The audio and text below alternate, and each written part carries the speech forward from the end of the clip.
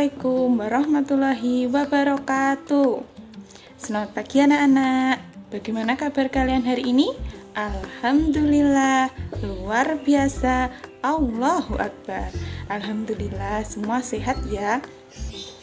Anak-anak, ibu akan mengajak kehadiran terlebih dahulu ya. Nanti yang ibu sebut namanya langsung ajukan tangan ya.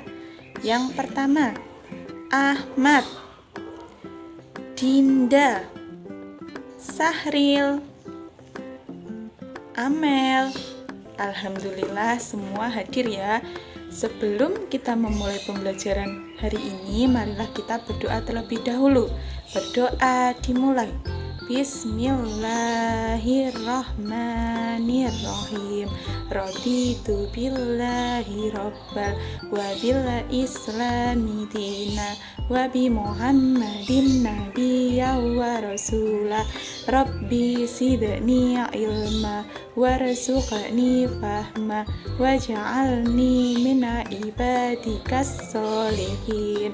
Amin ya rabbal alamin. Anak-anak, minggu lalu kan kita sudah belajar tentang latar belakang Isra Mi'raj Nabi Muhammad SAW.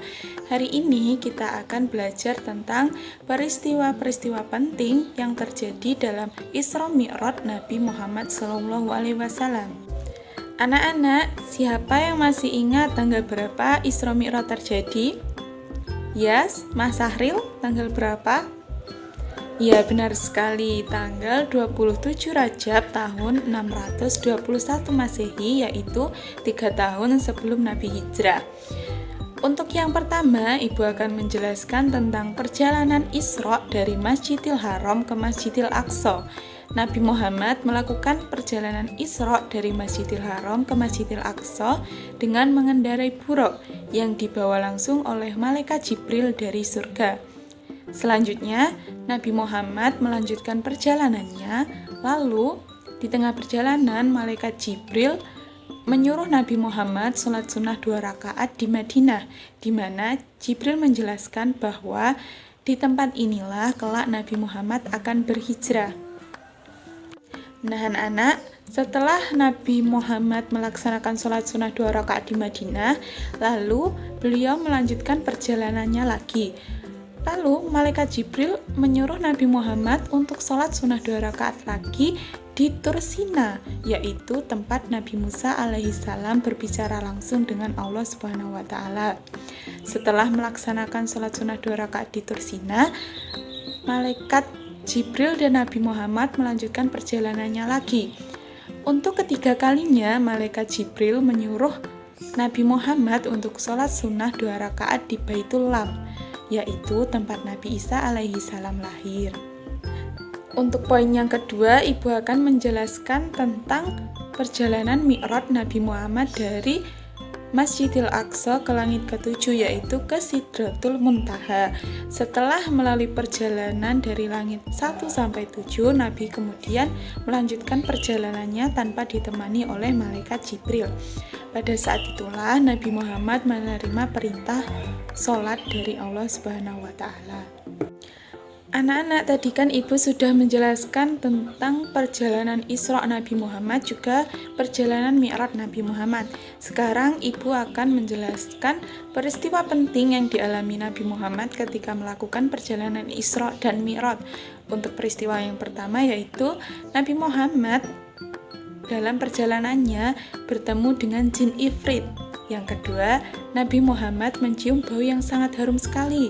Lalu malaikat Jibril menjelaskan kepada Nabi Muhammad bahwa bau harum tersebut berasal dari kuburan Masyittah beserta keluarganya yang dibunuh oleh Raja Fir'aun karena tetap teguh mempertahankan iman kepada Allah.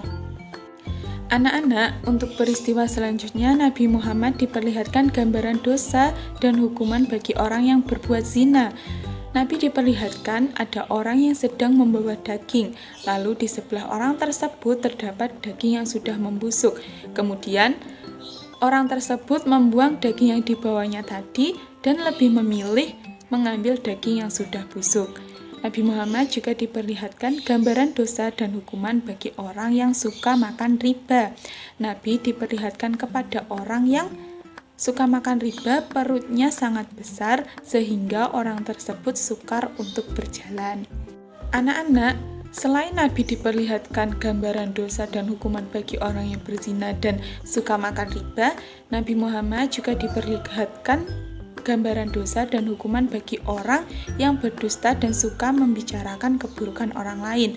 Nabi Muhammad diperlihatkan ada orang yang memotong lidahnya sendiri, lalu setelah lidahnya itu tersambung, mereka memotongnya lagi terus-menerus dan dilakukan berulang-ulang.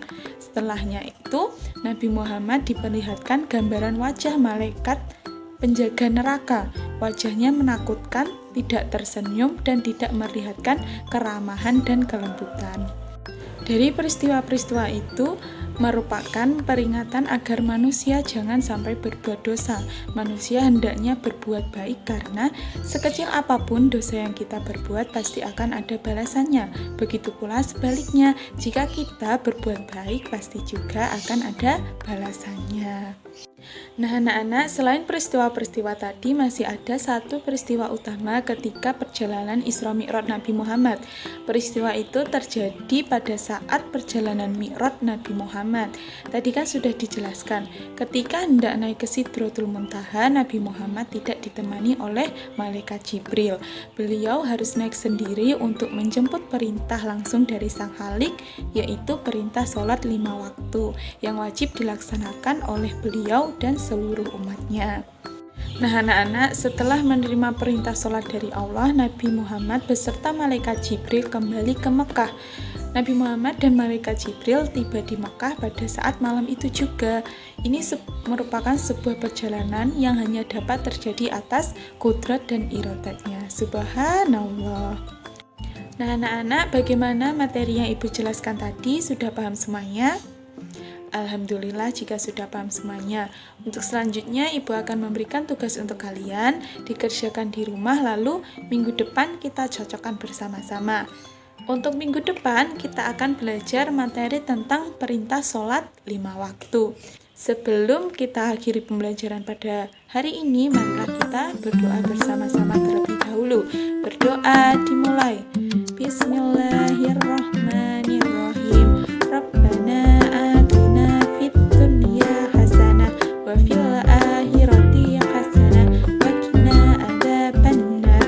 Walhamdulillahi rabbil alamin. Amin. Sekian pembelajaran hari ini.